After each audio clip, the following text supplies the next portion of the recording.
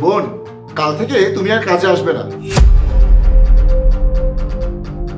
কেন ভাইয়া, কি হয়েছে? এই মাসে তুমি 10 দিনের ছুটি নিয়েছো এবং না জানিয়ে, না ফোন না মেসেজ, আর ঘরবাড়ি কি নোংরা করে রেখেছো। দেখুন ভাইয়া, আমার ফোনটা নষ্ট হয়ে গিয়েছে, তাই আমি আপনাদের কিছু বলতে পারি নাই। আরে আমি আর কিছু শুনতে চাই না, এই বাসায় আর এসো না। দেখুন ভাইয়া, এমন করবেন না, আমাকে চাকরি থেকে বরখাস্ত করবেন না। আমি আর আপনাদের কাছ থেকে কোনো ছুটি নিব না। তোমাকে একবার এখান থেকে চলে যেতে বলেছি না, যাও এখান থেকে। ভাইয়া, আমি আর কারো বাড়িতে কাজ করি না, শুধুমাত্র এই বাড়িতেই কাজ করি। আসলে আমার বাড়িতে কিছু সমস্যা চলছে, একটু নিজেই বিষয়টা বুঝে নিন। আমি তোমার সমস্যা জানি, তাই তোমাকে যেতে বলছি। মানে? তুমি তো প্রেগনেন্ট, তাই না?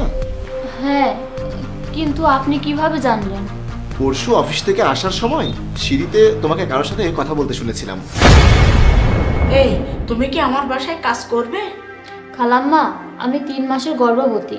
আমি ওই বাসার ভাইয়াদের কাজ করি। আমি ওখানে অনেক ভালো আছি। আমি আর কোনো কাজ করব না, আর আমার এত কাজ করার ক্ষমতাও নেই। আজ আমি আসি। ঠিক আছে মা।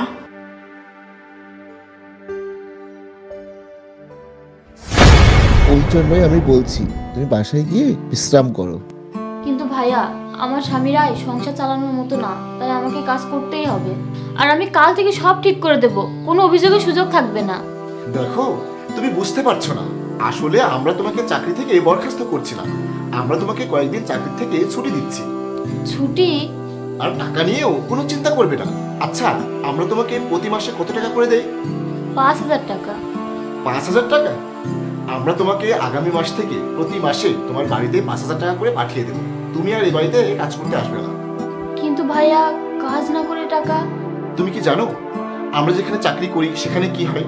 সেখানে কোনো মহিলা যদি প্রেগনেন্ট হয় তাহলে তাকে কয়েকদিনের জন্য ছুটি দেওয়া হয়, যাতে তারা তাদের নিজেদের এবং তাদের সন্তানের যত্ন নিতে পারে। আর তুমিও তো আমাদের এখানে কর্মচারী, তাই তোমার জন্য কিছু করা আমাদের কর্তব্য। আর একটা কথা বলো, আমরা তোমাকে কি বলে ডাকি? বোন। আর তুমি আমাদের দুজনকে কি নামে ডাকো? ভাইয়া। আর একজন ভাইয়ের দায়িত্ব কি? বোনকে সাহায্য করা, কারণ তুমিও আমাদের ঘরেরই একজন। তাই এখন কোনো কথা না বলে বাসায় যাও, বিশ্রাম নাও। কিন্তু আমি যেন আর কখনো না শুনি যে তুমি অন্য কোনো জায়গায় কাজ হাতে নিয়েছো। আর ডেলিভারির সময় যা খরচ হবে সেটাও আমরা দেখব, কোনো টেনশন নেবে না। ধন্যবাদ ভাইয়া।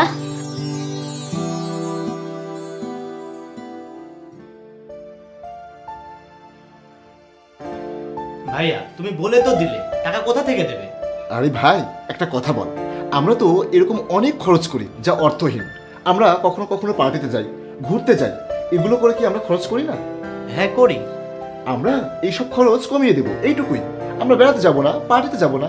এটা করলেই তাকে সাহায্য করা হবে। এইভাবে কাজ করেও কাউকে সাহায্য করা যায়, আর এই কাজ করে তুইও একটু সওয়াব কামাতে পারবি। ঠিক আছে, চল ভাই, এক কাজ করি, কয়েকদিনের জন্য ঘরে সব কাজ করার জন্য কাউকে খুঁজে নি, কারণ সে তো আবার কিছুদিন পর আসবে। চল চল। হ্যাঁ চলো।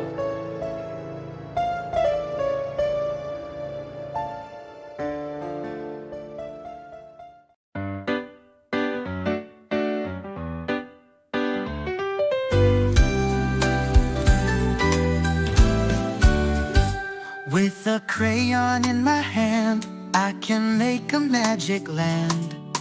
Flowers bloom and stars will glow. Imagination starts to grow. Draw your dreams and let them soar. Every sketch can be much more. But be careful what you do. Magic takes its toll on you. A candy castle, skies are blue. Flying clouds and balloons too. Oh, what fun this magic brings. But real joy is in simple things.